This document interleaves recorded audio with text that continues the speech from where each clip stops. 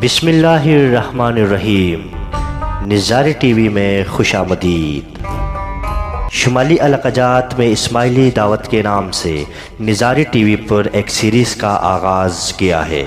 اس series میں آج ہم بات کریں گے ہنزہ کے اندر اسماعیلی فرقہ پھیلانے والے کچھ اہم پیروں کے بارے میں، تو نظاری ٹی وی کے ساتھ رہے۔ شکریہ۔ سید حسین اردبیلی کی دعوت کے لیے ہنزہ آمد۔ میر سلیم خان ثانی کی تاریخ وفات 1823 بتائی جاتی ہے۔ میر سلیم کی تکفین کے بعد اس کے بیٹے امارات ہنزہ کے حصول کی فکر میں باہم الجھ گئے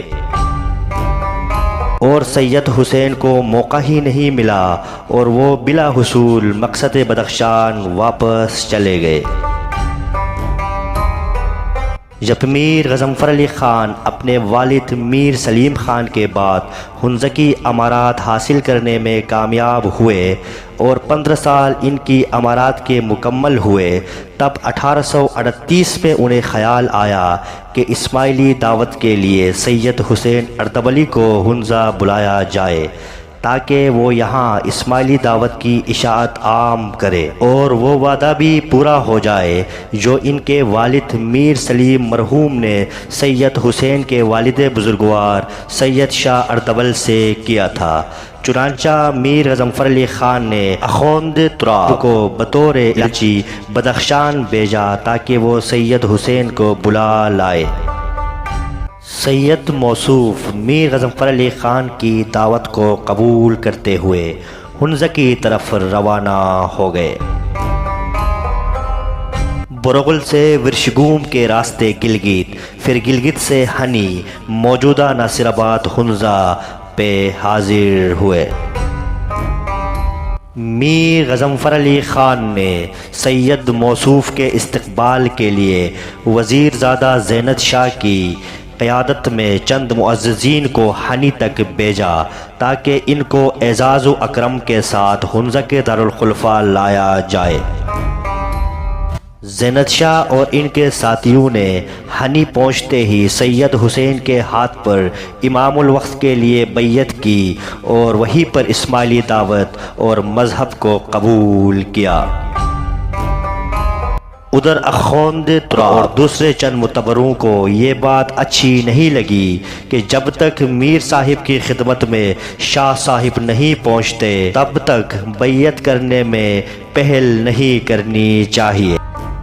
بہرحال جب سید حسین اور ان کے استقبالی میر غضنفر علی خان کی خدمت میں پہنچے تو اخوند تراب نے زینت شاہ اور اس کے ساتھیوں کے حق میں شکایت کی اور کہا کہ زینت شاہ اور اس کے ساتھی آپ سے پہلے پیر حسین کے ہاتھ پر بیعت کر کے اسماعیلی بنے ہیں، اور انہوں نے یہاں تک کہا کہ آپ ہمارے پیر بھی ہوں گے اور ہمارے میر بھی۔ اس پر میر غضنفر علی خان ناراض ہو کر سید حسین کے ہاتھ پر بیعت نہ کی اور اسماعیلی مذہب کو قبول کرنے میں تعامل کیا اور پیر حسین کو اسماعیلی مذہب کی تبلیغ کی اجازت دیے بغیر واپس کر دیا۔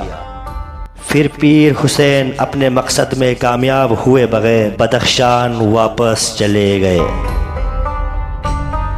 دائی سید حسین اردبیلی کو میر غضنفر علی خان وائے ہنزہ نے بدخشان سے اسماعیلی دعوت کے لیے ہنزہ بلانے کے بعد بے نیل و مرام واپس کر دینے میں اخوند تراب کا ہاتھ تھا۔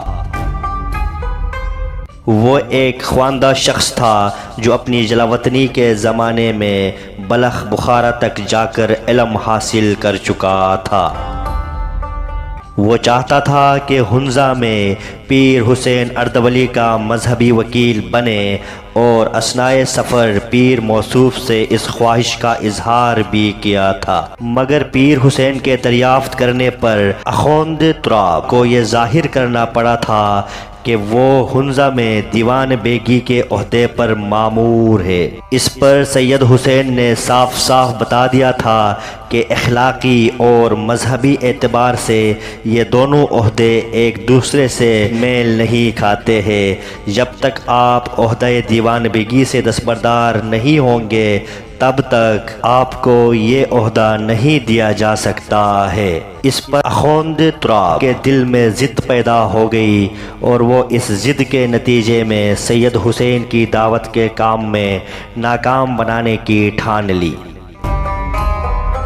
اور میر کے پاس آ کر نہ صرف زینت شاہ اور ان کے ساتھیوں کے خلاف میر کے کان بھرے بلکہ پیر کے خلاف بھی خود شکایت کی کہ وہ اسماعیلی دعوت کی آڑ میں در پردہ ہنزہ کا حکمران بننا چاہتا ہے،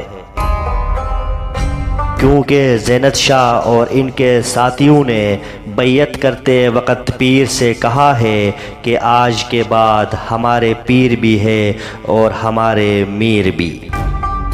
اخوند تراب حصوف کی باتوں نے میر پر اثر کیا اور میر غضنفر علی خان نے پیر حسین سے ناراض ہو کر بیعت کرنے سے انکار کیا اور شاہ صاحب کو اپنی ریاست میں عام دعوت کی اجازت دیے بغیر واپس کر دیا، جس سے اسماعیلی دعوت کا کام کچھ وقت کے لیے رک گیا۔